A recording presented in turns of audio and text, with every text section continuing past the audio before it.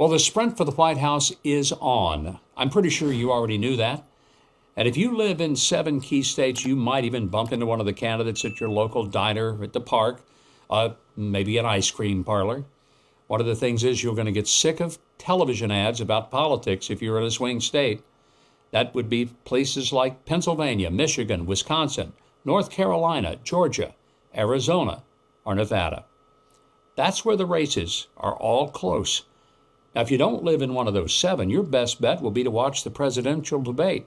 Rarely has a single debate meant so much, but then rarely has a race had these dynamics. A former president making another run for the big prize, and then a new Democrat suddenly going from nearly invisible while she served as vice president for more than 3 years, now the nominee, and 2 relatively unknown candidates for the vice presidential post. And that's on top of a country that's been rattled ever since the COVID epidemic made its way here from China. Also followed by President Biden's so-called strategy in office, which was pretty much based on 2 things. Number 1, undo everything that President Trump ever accomplished, and spend more, even when the U.S. coffers were bone dry. All of that left an outcome that Kamala Harris and Tim Walz are trying to cover up with a fresh coat of maybe some seriously dark paint. That was then, they try to argue. But since they served in office as 2 of the most liberal politicians in the country, the big question is whether anyone is going to buy their new spin on things. So we're not just saddled with the $8 box of cereal or the $6 a dozen eggs, and we're not talking about the extra large organic ones. We're dealing with triple threat that includes an open border. Biden and Harris didn't like the fact that Donald Trump tried to secure the border, so they just opened it up. And, yep, they let the world come in. People from 160 different countries. Mothers with children looking for a better life ended up being bought and sold for the sex trade. And convicted criminals who'd been let out of jails lowers the crime rates in their home country to get them out of there. And then they bring fentanyl and conduct their crimes in our country rather than in Venezuela or Mexico. And we have global drifters coming to live off the land, and they enjoy the money that we give them. You know, the money that you pay in taxes that turn into gift cards and hotel rooms for people who cross the border illegally. Not only are they here, but they're clogging up emergency rooms, schools, and parks, and hotels that state governments are paying for with your money. You may have had to cut your vacation short this summer because it was too expensive to have 2 weeks instead of 1. But the new people here, they're living large, eating for free, and in some states even being encouraged to register and vote. Let that sink in. People who aren't even supposed to be here and are here illegally. Well, if you're stirred up by all of this, you should be, because this was not the result of a well-thought-out plan. It was simply a plan to undo anything and everything Donald Trump did as president.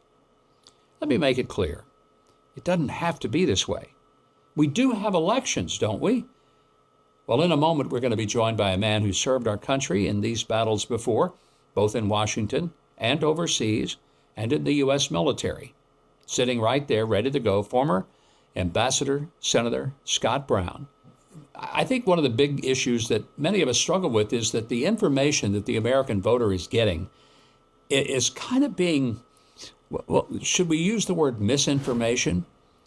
And just recently, the Department of Justice has filed charges against some Russian operatives for election interference. And that's fine. I'm happy they're doing it.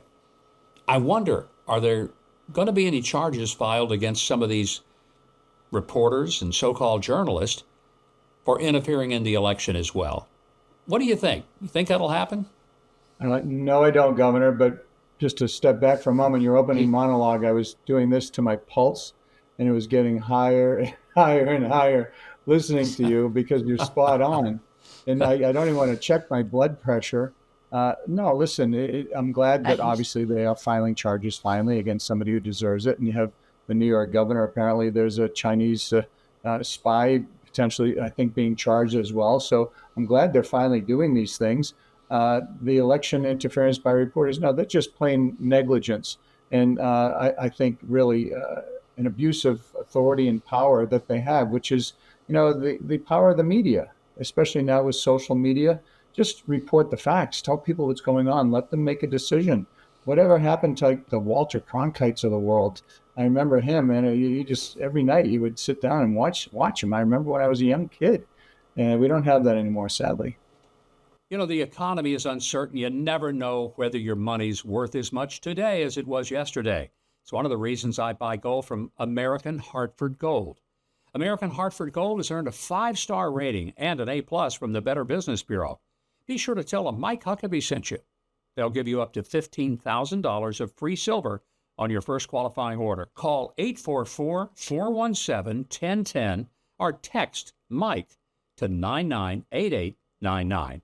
You'll be glad you did business with American Hartford Gold. And I think it was a surprise for many of us when we found out that Walter Cronkite was, in fact, a flaming liberal, but he kept that on the down low. He didn't let that interfere with his delivery of the news. And so he really was a genuine journalist. He had views, but he reported the news with a sense of agnosticism, if you will. And we don't have that anymore. Everybody's got a strong opinion, and even the people who pretend to be journalists, they give us commentary rather than opinion. So let's talk about some of the people that are maybe engaged in a level of misinformation. Just recently, Mark Zuckerberg has admitted that the United States government pressured Facebook to censor material that the Biden administration simply did not like. I mean, I find that the most appalling thing, and for two reasons. One, that the U.S. government officially told a private company to put a kibosh on information that would be hurtful to them. And number two, that the private company, instead of blowing the whistle and saying foul, went along with it. I mean, I think somebody ought to go to jail for that. Yeah, listen, I think the second point that you made hurts me and makes me more concerned than the first. Yeah, of course, I'm upset that the government is doing that stuff, and it should absolutely never happen. But this is Zuckerberg. He has the ability to just on one message, one tweet, one statement say, hey, listen, this is what happened to me. Bang, everyone would go to jail except him. But now everyone's looking at him and saying, dude, what are you doing? You're one of the richest guys in the world. You should have said something, and it's just wrong. And we expect better, and we expect more. And we can't get over the fact that Tony Blinken, now the Secretary of State of the United States, was really the author of the so-called 51 signers from the intel community saying that Hunter Biden's laptop was Russian disinformation.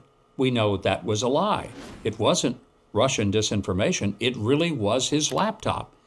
But I don't hear anybody calling for the arrest or the removal of Anthony Blinken, or even for an apology from the 51 so-called intel experts who basically showed themselves to be nothing more than political hacks and utterly disgraced themselves by going along with this, pretending they knew something about Russian disinformation, when all along they were electioneering. Simple as that.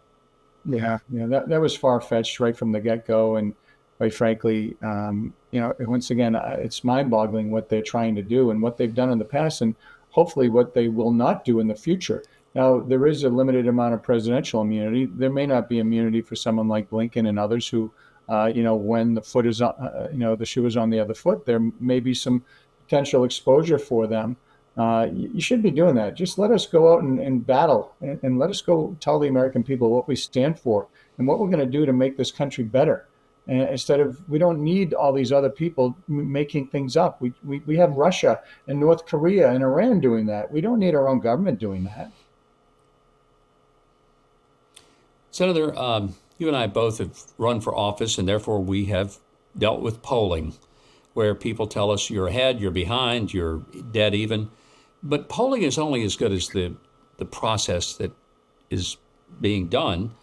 Washington Times reporter Susan Ferruccio recently did an analysis of a lot of the polling, found that a good bit of it oversamples Democrats. help our viewers to understand when someone hears the term oversamples Democrats, how is that going to be reflected in the results of the polls? And why should people be concerned about what they're hearing when they say Kamala Harris is leading big over Donald Trump? Yeah, that's a common tactic for pollsters, especially because they get paid to do this stuff, to skew the results. When they say over, a larger number of Democrats, obviously the pool is then going to reflect that more Democrats are obviously going to vote for Kamala versus a larger sampling of Republicans. Basically, what you're supposed to do is take an equal sampling of Democrats, unenrolled independents, and Republicans, and that's the good poll. So you need to find out, okay, what's the breakdown? That's the first thing when you're looking at any poll. Go and do a deep dive and say, okay, what's the breakdown? Are they taking more Democrats? Then I don't really believe it. And you said there are 7 states. Can you tell me why Kamala's in New Hampshire today? I know why, because it's pretty close here. Yeah. And that's why she's here. Otherwise, why would she be 10 miles up the road? So polling, and I know I've run 21 times. You probably, you've run, I know, quite a few times as well. And the polling that I've always felt when I'm down is, how do the people treat me? How is the money coming in? What's the reception when I walk into like you said, a coffee shop or an ice cream shop? Is it good or bad? That's kind of the on the trail sense of polling that I get, that I always rely on.